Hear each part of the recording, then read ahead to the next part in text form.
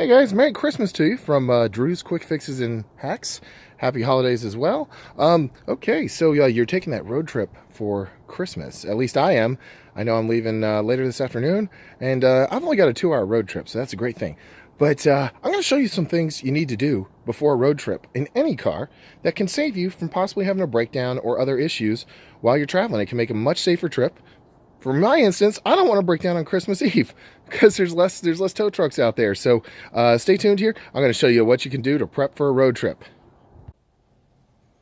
Okay guys, so I already popped the hood on my car, and what we're going to go ahead and do is engage the parking brake.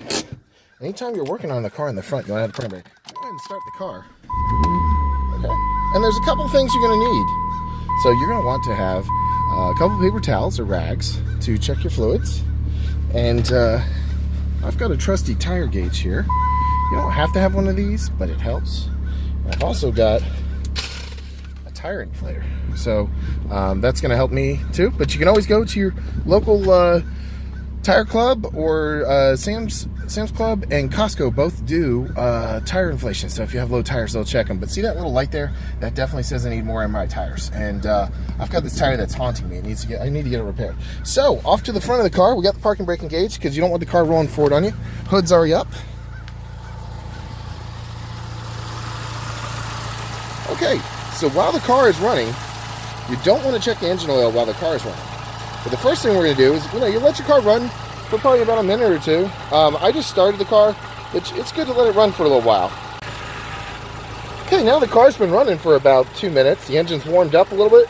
You want to check the transmission fluid while the car is running. So you can go ahead and pull that dipstick out.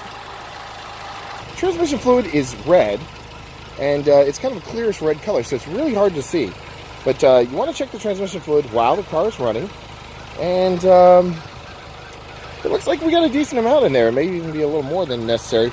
Okay, but some cars, unfortunately, you cannot check the transmission fluid yourself unless you're really good at mechanics. Some of you have to actually do it on the bottom of the car in a plug, and that's best left to the professionals.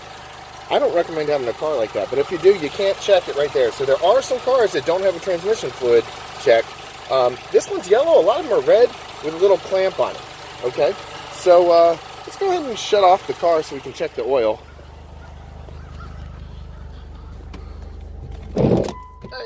Okay. So you want to pull the dipstick out after the car's been running and wipe it off. I already did that off camera because it's kind of hard to do with one hand. So I wiped it off with the rag, and then I dipped it back in to get the measure of the oil level. Now this car is low on oil. Shame on me. Shame on Drew's Quick Fixes and Hacks. Should have known. But it looks like I'm going to need to add about a quart. Now, if you're traveling, see how it leaned like that? But if you're traveling with low oil in your car, you can actually burn an engine out. You don't want to have low oil. That keeps it lubricated. So I'm definitely going to put it, especially if you're going on a long trip, like I'm going on a 2-hour trip, you can burn, it's not good for the engine running at high temperatures like that. So, okay, so you got your engine coolant here. Now on a PT Cruiser, it's very difficult to see in there. But you got to kind of go to the side, and you can shine a flashlight in there if you need to. But it needs to be right about there, and it does look like you can sort of see some coolant in there, but it does have coolant in there. You can always dip a rag and stick it in there and make sure there's coolant. And coolant is essential for a long trip as well. Okay, and you've got your power steering fluid. Usually you don't need to check that unless you're feeling, there's a little thing right there. That's a reddish color. You don't need to check power steering fluid unless you can, but then you got brake fluid. You don't really need to check that either unless you feel a lack of pressure in your brakes, but we got brake fluid. You want to make sure that cap gets on very tight. Okay. So basically that's it. Now let's go over to the tire pressure. Okay. So you saw that the tire light was on the PT Cruiser. So what we're going to do is go to the corner of the car here. And if you can see it, it's in different places on the doors, but on here it says 35 PSI. Okay, 35 PSI. Now, if you're not a tire pro yourself, just take it to Sam's Club or to any tire place. Most tire places will check your pressure for free, like I said. So, I've got a trusty tool here. This is a tire gauge checker, and the cap's already off. Took the cap off in the car. So, we're going to just check that. Okay. So that one's at about 30, if you can see it. So, probably need about 5 pounds of pressure on that. Okay, so you can test it again sometimes just to recheck it. Yep, it's about 30. So I need about 5 psi in there. So I'll add some there.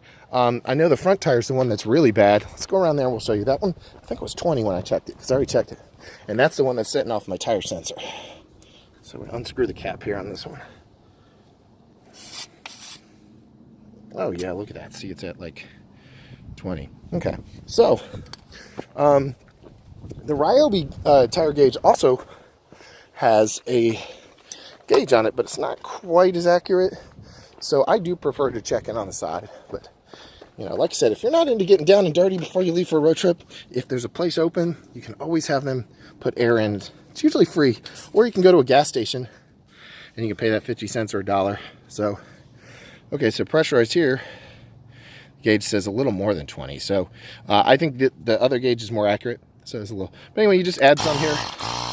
Okay, I'm not going to do that on the video, but just so you guys know, yep, check that tire pressure, because if you've got low tires, you can have a blowout while you're on the road. You can also have them overinflated. When it's cold, your tires usually shrink a little bit, so they lose pressure. Okay, guys, well, I wish you guys an absolutely happy holiday season, and I hope if you're traveling, you're safe, and I hope you've done this pre-travel checklist before you get on the road for the holidays. If you have any questions, you can always post them there in the comments section, and make sure you subscribe, give this video a thumbs up, and subscribe to get notifications. All right, guys, happy holidays. This is Drew with Drew's Quick Fixes and Hacks.